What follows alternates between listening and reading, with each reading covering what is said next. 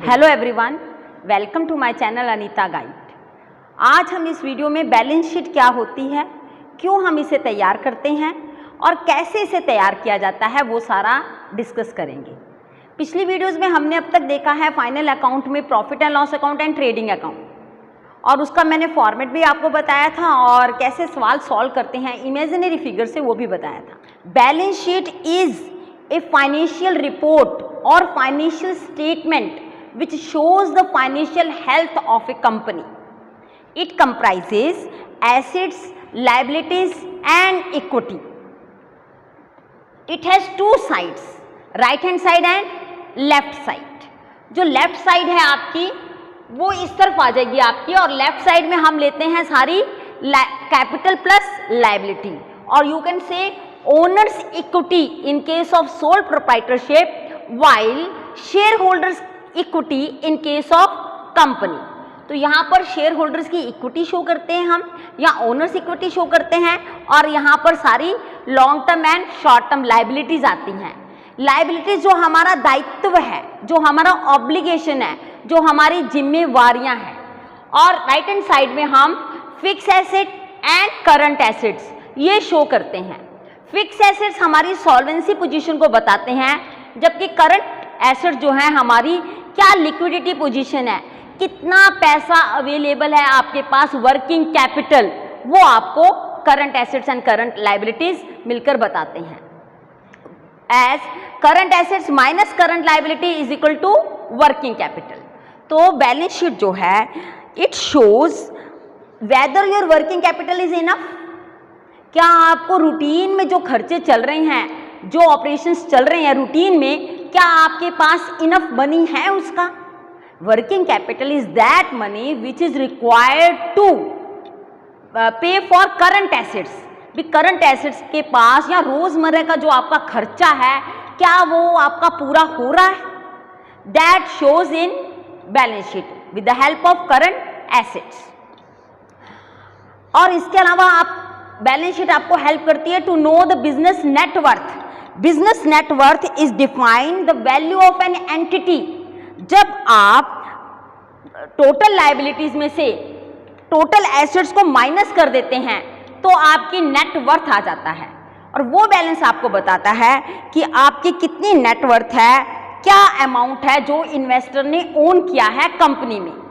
और नेक्स्ट जो है we have to see whether the company is going to survive for a long time, whether it is going to sustain future operation, yes or no। तो ये तीनों बातें जो हैं आपको मेन बता रही है balance sheet.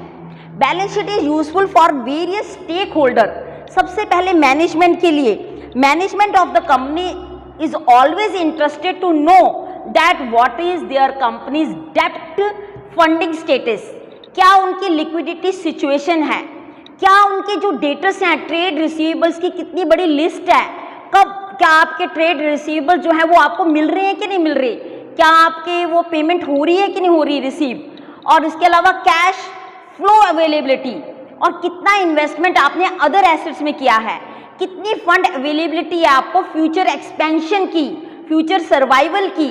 This we come to know from the balance sheet. Then that's why management, why because after knowing all this thing management may decide that what it should done to reduce the debt। अगर आपके डेप्ट ज़्यादा हैं, liabilities ज़्यादा हैं, तो liabilities को कम करने के लिए कंपनी को, लाइबिलिटीज़ को कम करने के लिए कंपनी को क्या करना चाहिए इसके, तो this solves a large purpose of the management. Second, it is useful for the investors. जो भी पोटेंशियल इन्वेस्टर्स हैं, शेयर होल्डर्स हैं, those who are investing in the company, they are also very much interested to know the balance sheet of the company, कि क्या financial statements हैं, कैसी इनकी financial जो है आपकी साउंड है या पुअर है। They are very much interested to know all this, whether the company is going to do well for their expansion, they are very much interested to know. Then banks और financial institution, जितने भी banks हैं, financial institutions हैं, they why because they to lend the money to the company, so they will decide after looking at the balance sheet whether they should give और they should provide some fund to the company और to loan to the company, yes or no.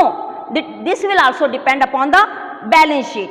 तो balance sheet में जो भी आपके loans वगैरह हैं, short term loan आपको मिल रहा है, वर्किंग कैपिटल के लिए ऊपर लोन मिल रहा है, उसमें भी बैंक्स जो है वो आपकी बहुत ज़्यादा हेल्प कर सकते हैं, और वो हेल्प जो है it will depend upon your balance sheet statement.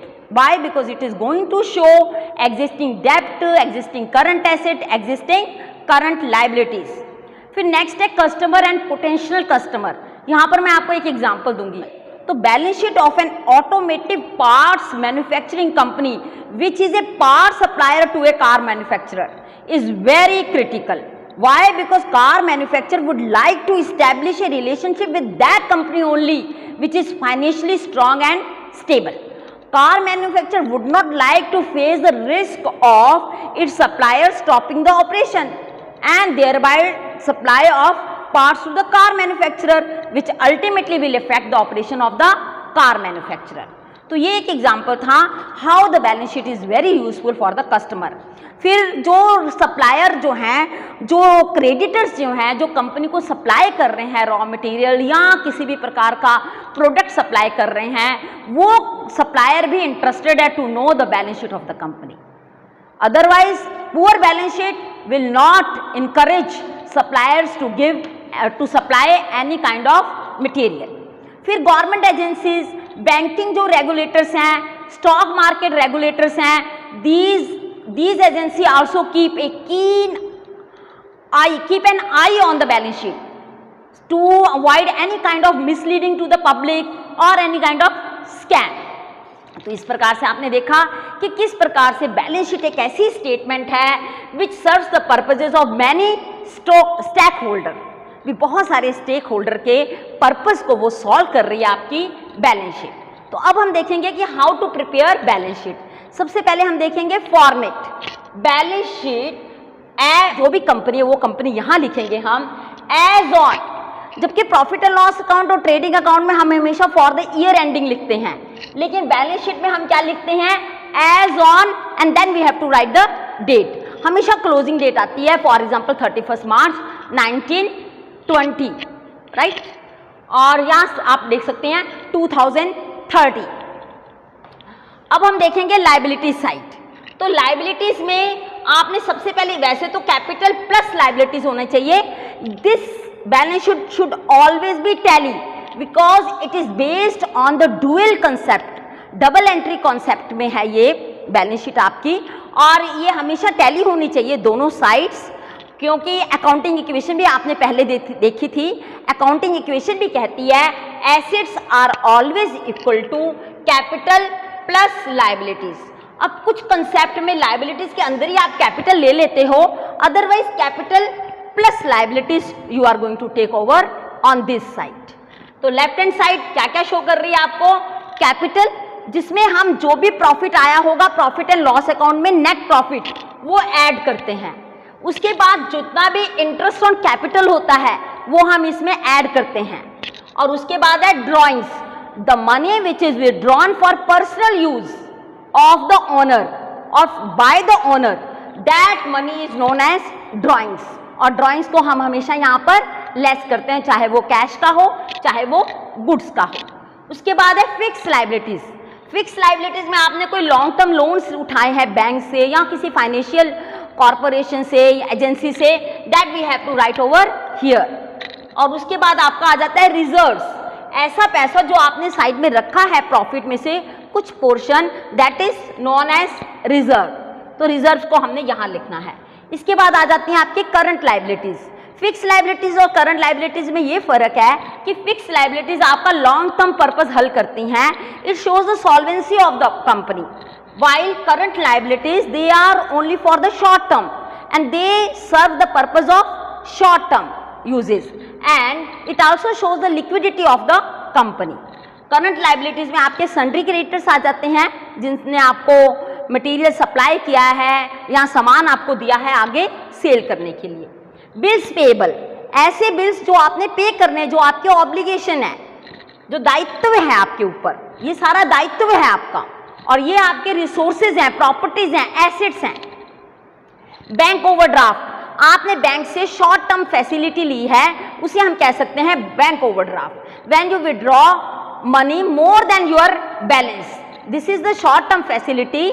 A small type का loan है, short term, very short term loan और facility which is given by the bank. And then outstanding expenses, वो सारे expenses which are due but not paid. For example, आपके घर में net का bill आ जाता है तो आप उस मंथ में तो दे नहीं रहे हो, अगर समझ लीजिए आप अगले महीने में दे रहे हैं तो अगले महीने में वो वाला एक्सपेंसेस क्या बन गया है, outstanding expenses. Expenses which are due but still not paid, may be advertisement, may be telephone expenses, whatever is the type. Now here fix assets. Fix assets are those assets which you are going to use for a long time, जो कि आपकी survival long term solvency के बारे में बात कर रहे हैं. इसमें है गुडविल. गुडविल मीन्स रेपुटेशन, कितनी आपने रेपुटेशन कमाई है आपकी, कितना जो अगर आप अपना बिजनेस सेल करते हो तो लोग आपको आपके एसेट से ज्यादा पैसा दे रहे हैं, that money is known as goodwill. तो गुडविल आपका यहां आ गया, which is also a, we should say that this is intangible assets. Then land and building. Land and building आपका क्या है, फिक्स एसेट है. और प्लांट एंड मशीनरी, व्हीकल है, पेटेंट्स है, इन्वेस्टमेंट्स हैं, these are all long term fix assets which you are going to use for a long time and for expansion. अगर ये एसेट्स आपके ज्यादा हैं इसका मतलब आप एक्सपेंशन करने वाले हो, आप लॉन्ग टर्म के लिए सर्वाइव करने जा रहे हो. नेक्स्ट है current assets which are going to be use for a short time. For example debtors हैं, ये चेंज होते रहते हैं, within 1 year it goes on change, it converts into cash. तो क्रेडिटर्स हैं, डेटर्स हैं आपके. डेटर्स मीन्स जिन्होंने आपको पैसा देना है, आपके कस्टमर हैं जो जिनसे आपने पैसा भी लेना है. Means balance sheet shows how much you owns and how much you owes, कितना है आपके पास और कितना आपने लोगों को देना है. और डेटर्स बिल्स रिसीवेबल, जो बिल्स अभी आपने रिसीव करने हैं कस्टमर से. Prepaid expenses, expenses which are paid in advance and you are going to get benefit afterwards. Cash at bank, जितना भी आपके पास बैंक में कैश है या आपके हाथ में कैश है, कैश इन हैंड. लॉसेज है किसी भी प्रकार के, कोई एक्सपेंसेस है which are not written off, वो भी हम यहां लिखेंगे. Closing stock, stock which is not sold is also closing stock. तो क्लोजिंग स्टॉक में रॉ मटेरियल का हो सकता है अगर मैन्युफैक्चरिंग कंसर्न है, work in progress, finish goods, losses and expenses not written off. कोई भी ऐसे लॉसेज हैं जो आपने रिटर्न ऑफ नहीं किए हैं वो सारे इस तरफ आ जाएंगे आपके एसेट्स की तरफ. तो ये जो भी मैं इमेजिनरी रकम से जो आपका सवाल सॉल्व करूंगी, दिस इज विदाउट एडजस्टमेंट. अगली बार मैं आपको एडजस्टमेंट करवाऊंगी और एडजस्टमेंट करवाने के बाद हम जो है सारा एक फुल फ्लैश सम जो है ट्रायल बैलेंस की बेसिस के ऊपर सॉल्व करेंगे. तो अब हम इमेजिनरी फिगर लेकर कैसे बैलेंस शीट तैयार की जाती है, I am just going to show you. Just look at this. Capital आपका समझ लीजिए है 1 लाख. 1 लाख आपका कैपिटल है. नेट प्रॉफिट है समझ लीजिए आपका 20,000 और जो आपकी इंटरेस्ट ऑन कैपिटल है वो है 10,000 समझ लीजिए. तो ये टोटल आपका हो जाता है 1,30,000. इंटरनली आपने एडजस्टमेंट करनी है, आउटर कॉलम में हम फाइनल फिगर लिखेंगे.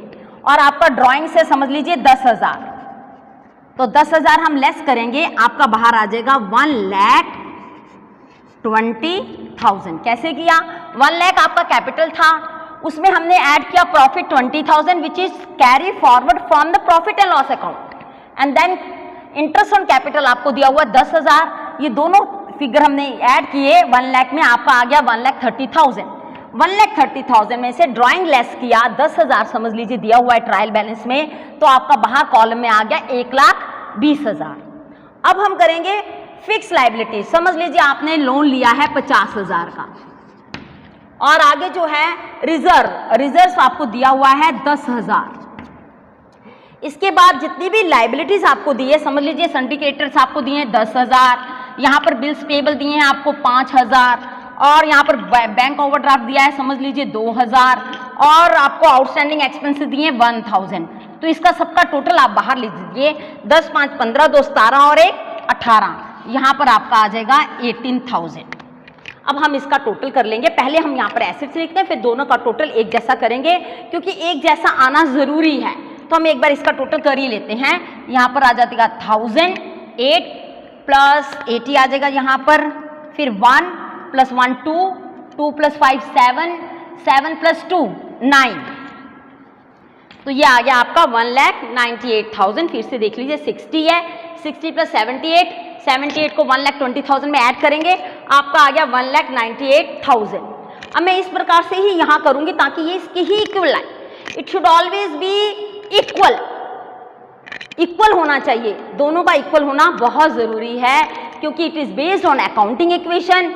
एंड अगर इक्वल हो जाती है that means there is no error at all, आपका अर्थमेटिकल जो है एक्यूरेसी वो शो हो जाती है अगर आपकी बैलेंस शीट टैली हो जाती है। इसीलिए बैलेंस शीट को टैली करना बहुत ज़रूरी है। अब हम देखेंगे गुडविल। समझ लीजिए आपका फिक्स एसेट्स में गुडविल दिया हुआ है 10,000 और यहाँ पर लैंड एंड बिल्डिंग है आपकी 50,000 समझ लीजिए, और प्लांट एंड मशीनरी आपकी 10,000। इसके बाद पेटेंट्स इन्वेस्टमेंट है आपके 10,000 और ये डेटर्स, बिल्स रिसीवेबल, जितने भी करंट एसेट्स हैं ये सारे मिलकर आपको दिए हुए हैं समझ लीजिए 20,000। और आपको जो क्लोजिंग स्टॉक है, अब हमने यहाँ पर देखना है कि कितना के क्लोजिंग स्टॉक में लूँ कि आपकी बैलेंस शीट अब तो टैली हो जाए। Cash and bank cash in hand भी हम लिख लेते हैं 10,000। 6, 7, 8, 2, 10, 10 और 1 11 हो गया है। अगर हम 1,98,000 में से 1,10,000 माइनस करते हैं तो आपका जो क्लोजिंग स्टॉक है वो आ जाता है 88,000।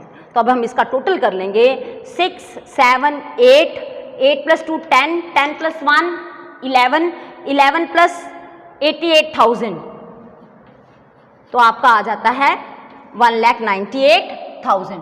तो हम नीचे लिखेंगे 1,98,000। अब देख ले दोनों तरफ जो है 1,98,000 1,98,000 आ गया है। तो ये है हमारी बैलेंस शीट। अगली बार मैं ट्रायल बैलेंस से भी आपको ना पूरा एक सम करवाऊंगी जिसमें trading account, profit and loss account and balance sheet we will do and that will serve your purpose how to prepare balance sheet और final accounts. Now I want to tell you that balance sheet is just like a thermometer. Thermometer कैसे आपका temperature check करता है, उसी प्रकार से balance sheet जो है फाइनेंशियल पोजीशन को चेक करती है कंपनी की, कि आपको इससे पता चल जाता है कि कंपनी की क्या है, वर्थ क्या है, कंपनी सर्वाइव करेगी कि नहीं करेगी, ये प्रॉफिट में चल रही है कि नहीं चल रही है, इसकी सॉल्वेंसी पोजीशन कैसी है, इसकी लिक्विडिटी पोजीशन कैसी है। अगली वीडियो मैं आपके लिए तैयार कर रही हूँ how to focus on study. आपको जैसे ही पता है कि ये चैनल हमारा पर्सनैलिटी डेवलपमेंट के लिए भी है, हम इसमें जनरल टॉपिक भी डिस्कस करते हैं, तो अगली जो वीडियो होगी how to focus on study, क्योंकि हमारा मन जो हमेशा भटकता रहता है, कहते हैं ना मन बहुत चंचल है, तो ये कभी कुछ और थॉट आ जाते हैं दिमाग में, कभी कुछ थॉट आ जाते हैं and we are not able to concentrate on our whatever target we have, चाहे वो स्टडी है, चाहे अब कोई भी आप काम कर रहे हो। तो फोकस कैसे करना है स्टडी में, वो मेरी अगली वीडियो होगी, तो आप जरूर उस वीडियो को देखिएगा। और मेरी ये वीडियो अगर आपको अच्छी लगी और आपको आ गई ये बैलेंस शीट का कुछ पर्पस तो आपको सॉल्व हुआ होगा बैलेंस शीट का, तो आप जरूर इस वीडियो को लाइक कीजिए, कमेंट कीजिए, शेयर कीजिए और मेरे चैनल को जरूर सब्सक्राइब कीजिए। तो इसी तरीके से मेरे साथ बने रहिए। मैंने आपको एक सवाल दिया है असाइनमेंट में, वो जरूर सॉल्व कीजिएगा और मुझे भेजिएगा, और अपने जितने भी कमेंट्स हैं या सजेशंस हैं मुझे जरूर कमेंट बॉक्स में भेजिएगा। Thank you very much.